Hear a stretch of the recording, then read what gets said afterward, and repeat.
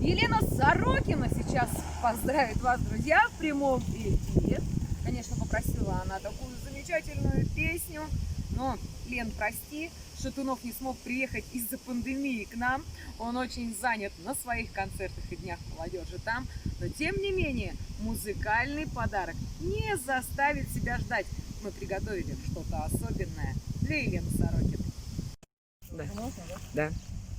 Хочу поздравить всех своих односельчан с Днем молодежи, пожелать им здоровья, удачи, большой любви. И поставьте им, пожалуйста, песню «Седая ночь».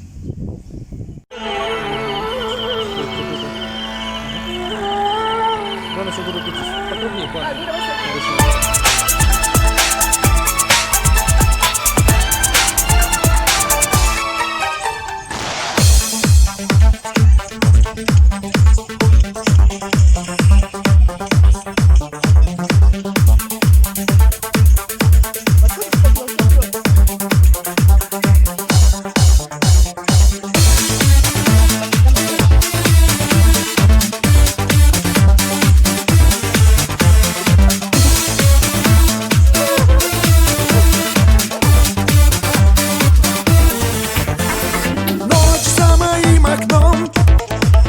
Снова снится восточный сон. По дешевым